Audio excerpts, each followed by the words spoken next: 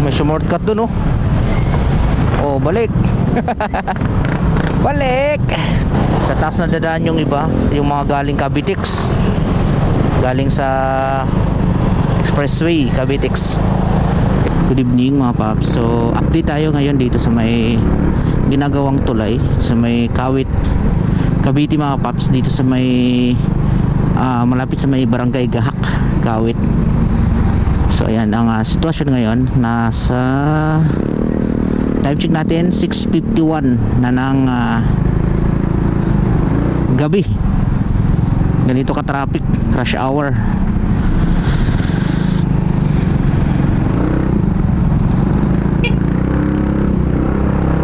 Grabe. Pasok kung pasok. Grabe, ganito talaga ka traffic pagka rush hour dito sa may bandang Kawit.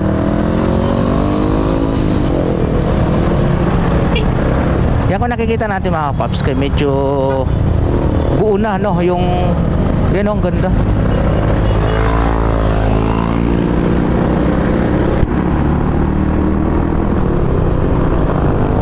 Medyo buo na yung tulay.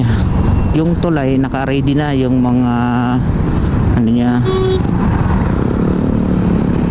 yung mga beam, yung na lang, yung flooring na lang ang kulang, no? Grabe. Siguro pag natapos to, medyo malilis na yung traffic kasi itong tulay na to itagos to doon sa may General Trias, may open canal yung ginagawa doon.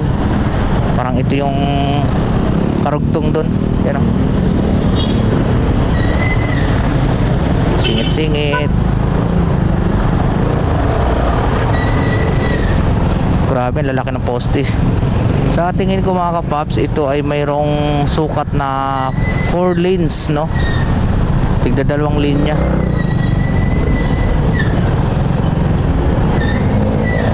Ganda na pala dito mga kapaps.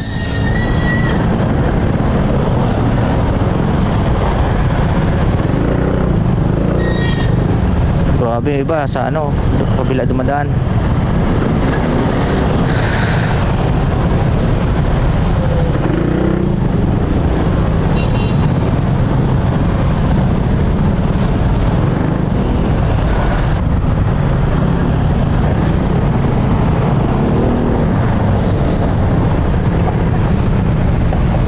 Alessandra Building. Yan, medyo sa tingin ko matibay naman yung pagkagawa kasi yung mga haligi niya solid, oh. Saka nakita ko kung gaano kalalaki yung bakal na ginamit dito. Halos ang laki ng mga bakal. Solid talaga to. Akala ko dati mga paps, yung ginagawa dito is yung karugtong ng LRT1, yung papuntang SM Sukat na way. Hindi pala, pala to, parang flyover. Siguro yung mga galing sa Cavitex, no, dito na sila didiretso sa taas, tapos may mga exit point na lang dito sa may parting Gintry or Tansa na gusto papuntan Tagaytay siguro mga paps. Dasma tapos Tagaytay. Yan. Grabe talaga dito. May barila na doon,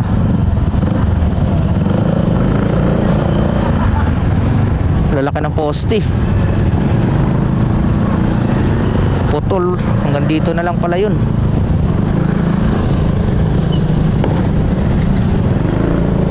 Singit sa kabila.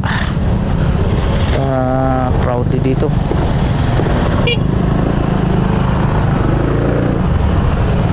Talaga naman. Ayun, tulay na bakal. 30 seconds. Kaya pa yan. Pagdali 30 seconds. Sumingit pa yung TMX E10, 17, 16, 11, 10. Yan, matagal-tagal pa.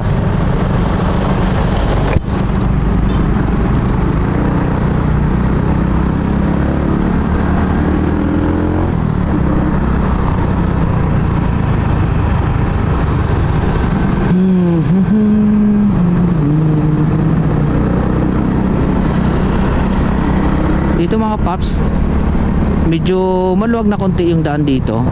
Pwede na tayong umataw paglagpas natin dyan sa may Robinsons or dyan sa may Mana Mall, sa may Red Door. Ayan, yan yung mga lugar dyan eh. Yan yung mga ano dyan, landmark. Dito medyo ingat-ingat lang kasi madulas nga yung ano, may mga buwang-buwangin sa gilid.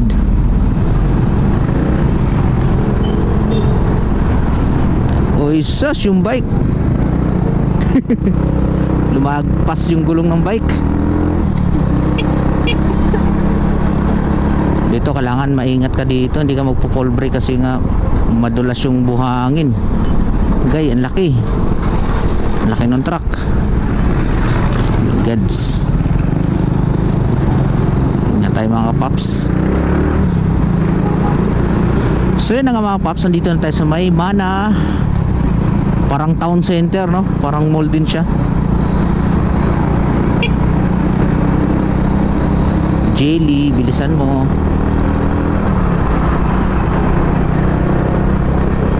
Dito sa kanan, nandito yung ano, Robinsons. Robert pala, may T, letter T, Robertsons Market. Parang mall din siya, maliit na mall. Diretso lang tayo. So ito na yung lugar na hindi matraffic hanggang ano na to, hanggang Gentry, Tihiro. Tapos doon na naman tayo maka-experience ng traffic sa may pagtawid natin ng tulay ng Tansa. Yun, medyo crowded naman doon hanggang doon sa may Isim Tansa, no? Pagdating ng Isim Tansa sa unahan papuntang Naik, medyo maluwag na rin ng konti. May mga area lang na matraffic. Bilis ng CRF. Dito may mga butas dito mga paps, kailangan natin magdahan-dahan. Ay.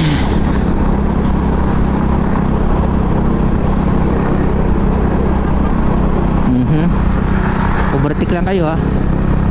Welcome yung overtake natin sa mga gustong umuna.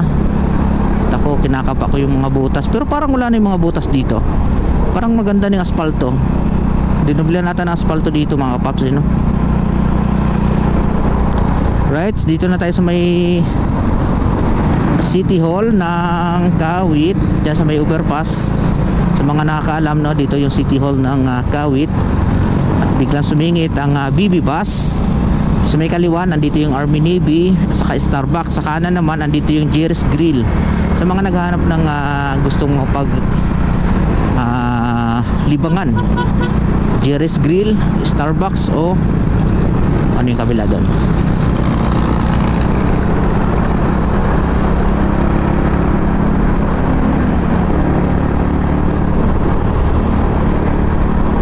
Dito pala may mga lubak, kanan tayo konti dito.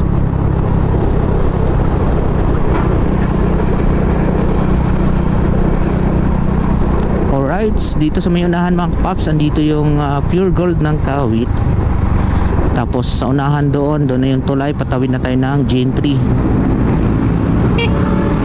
Ako muna sir ha. Kalma ka lang dyan sir. Yan, ito yung intersection dito, no? Madalas dito ako na-aksidente last 2022 mga paps dito. At ginulungan tayo ng truck. Yan, medyo makipot ng konti.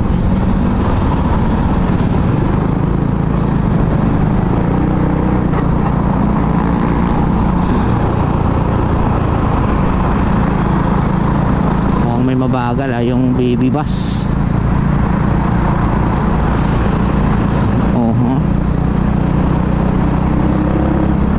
Pagka mayroong maluwag na lugar dito, kaliwa tayo.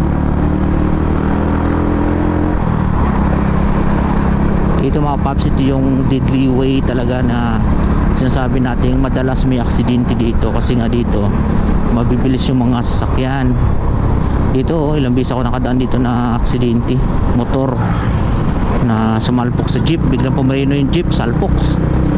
Tapos motor din sumalpok sa likod ng kotse sa Montero, durog yung motor. So yun yung mga instances na nangyayari dito sa lugar. Ito kasing tinatawag na, kalimutan ko ng tawag dito mga paps, sa lugar na to. Talagang marami na aksidente dito, hindi lang isa sa isang araw, siguro more than, hindi lang natin nakikita sa balita. Malayo kasi dito yung media. Dito sa bandang area na to mga paps, medyo kumipot yung kalsada from 4 lanes, so dito nagiging 2 lanes na lang yun. So dapat ginawa ng kalsada to sa may right side, may mga nakatambak na mga kubo.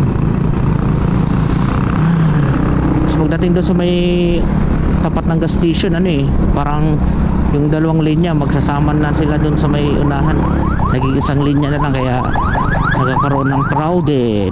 Ano meron dito? So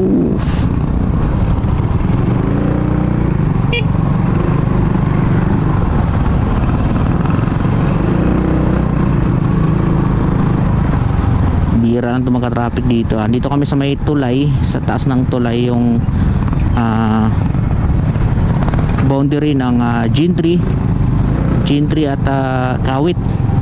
So pagbaba namin dito, ito na yung Gentry sa may bagong Jollibee. Aray, nangyari dito, sira ata to. Yun nga, nasira sa taas pa talaga ng tulay. Nasiraan si kuya, mag-isa lang siya. Nangyari dun, mag-isa lang si kuya, paano nangyari yun? So dito pagbaba dito mga paps, dito na yung Gentry, no? General Trias. Anong ang lugar to dito? Nakalimutan ko na. Sa may IPSA na to eh. Sa may gate 1 ng IPSA. Gate 1 o gate 2? Gate 3.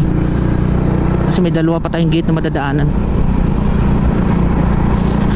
Hindi ko lang sure akong gate 3. Kayo nang bahala dyan kung anong gate to. Gate 3, 4. Nandyan yan, 3, 4 or 5.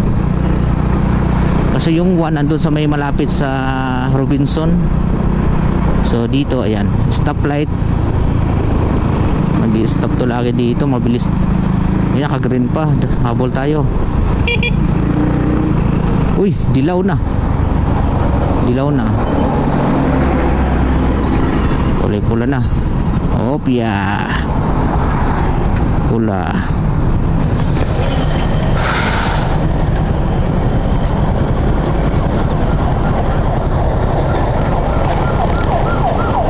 So hanggang dito na yung video natin mga paps, no? So may ambulance. So dito sa may gate na to, di ko sure kung gate 3, 4 or 5. Basta papasok na to sa may looban ng IPSA.